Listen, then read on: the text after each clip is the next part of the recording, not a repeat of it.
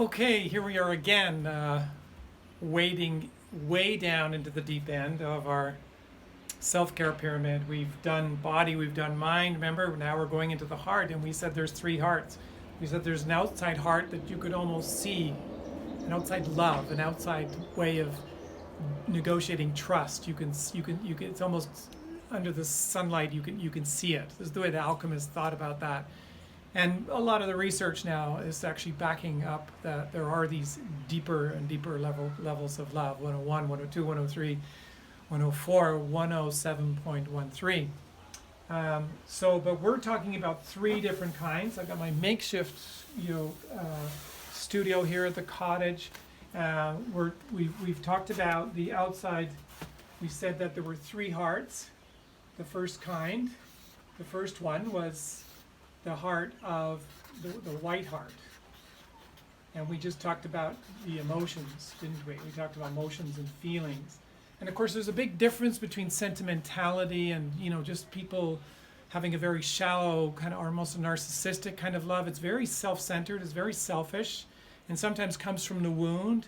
And it's full of sentimentalities as opposed to very deep feelings that you might have that you will find in the second kind of love.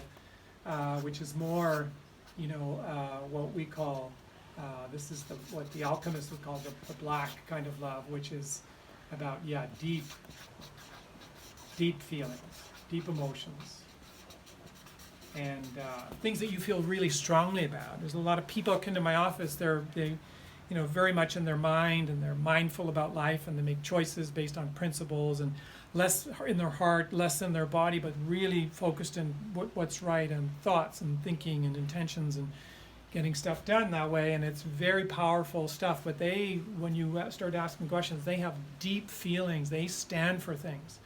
They have anger that has happened to them, or they get themselves really dialed in there with their ultimate concern, whether it be with music or space or with sports even, that they feel very strongly about certain things. So, and we can also, think very deeply about certain feelings, right? So, I mean, let's just say in this area of this deeper feelings is that you have to get to you have to move from contradiction. Well, you're either with me or you're against. It's either black or you're white, or you're either Irish or you're not. You're a Protestant or you're Catholic. But it can't be that thing. That goes on up there too. That's the downside of fear and shame and guilt, and some of the negative part of that village technology that is based on again, old survival strategies, millions of years of us kind of fumbling around out there in the wilds.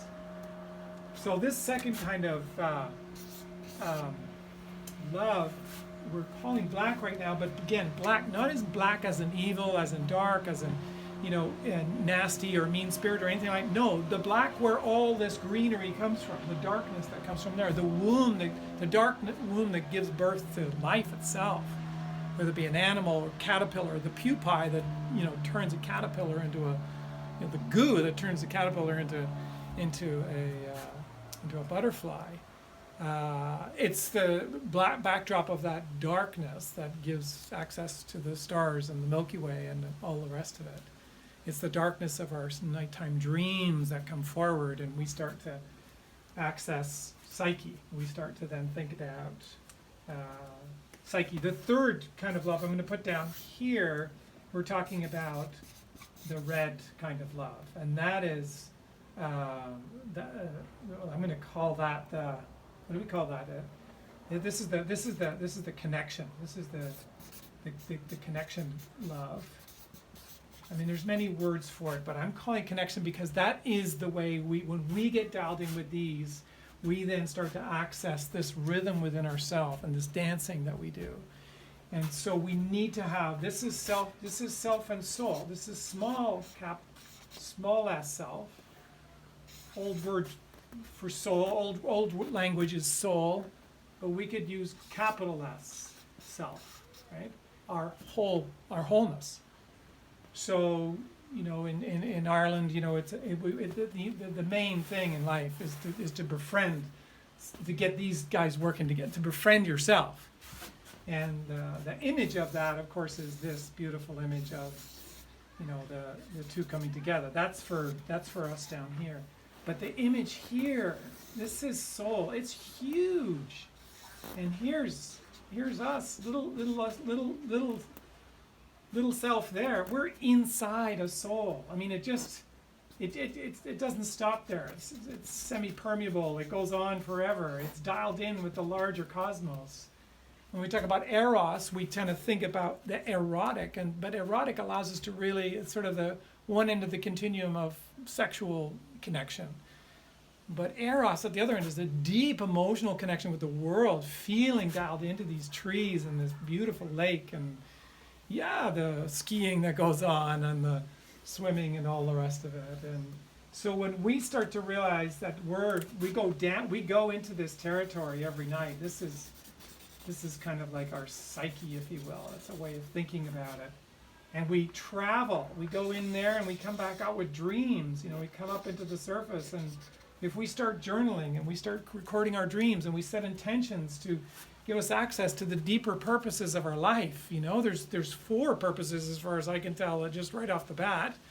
I mean, one is to make sure that you are living fully and alive on Freedom Mountain, and those have 3 slopes. The slopes of self, you're thriving with aliveness and vitality and joy, and the slope of relationship, we talked about warmth and presence and belonging and connection and feeling that deep, you know, trust of life. This is where we build trust. It has to get connected here. We have to get our boundaries clear about, okay, feels good, this doesn't, and this is our yes and this is our no. And this, you know, once we start to get reestablished, even if we've had trauma, Psyche is constantly reestablishing the justice of wholeness. I want to write that down. It's really important. She's committed. Psyche is committed. Our soul, our wholeness, is committed to the justice. What does that mean? It means that that's Miriam Woodman. She just died recently. Oh, she's so great. Hello.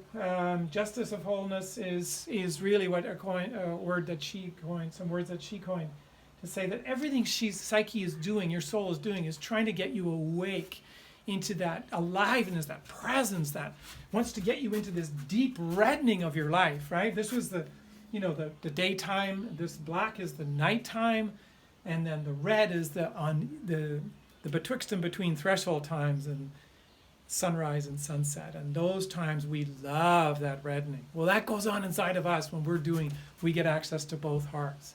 So if we're just doing the external heart, the white emotions, more of the superficial stuff, and you know, there's nothing wrong with it. It's good. It's just it's healthy. It's strong.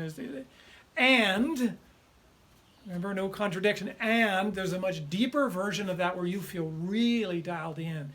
And all you want to do is, when you get dialed in like this, is you just want to bring this rhythm to the world. You just want to share. You feel this deep beauty and wisdom and truth and this knowing coming out of you.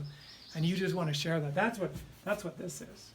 So if we're vigilant about paying attention to, you know, this inner guru, we don't need an outside guru. We got Psyche going all the time. She wants us, she's going to take us she gives us breadcrumbs every night, a trail. Through dreams and through daytime fantasies and even some symptoms that take us back into the wholeness that we really are and that we are expressing now.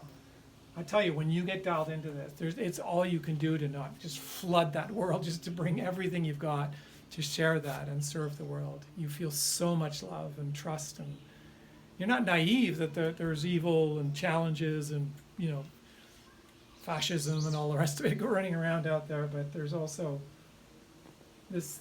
It's no match for this as far as I'm concerned. When people are able to mobilize that kind of beauty in the world, that kind of leadership, and where they're really dialed in and connected, yeah, that's what we're going to see in my estimations in the future. So we could say a lot more, but there you go. There's the second kind of love. And so the practices are journaling and intentions to put a pen and paper and set an intention at nighttime to remember your dreams and to write down your dreams and ask yourself, okay, well, I wonder what Psyche's trying to say to me. Why now?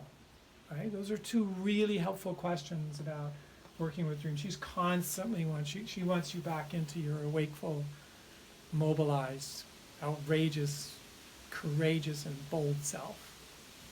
We'll see you next time for my favorite, the dancing.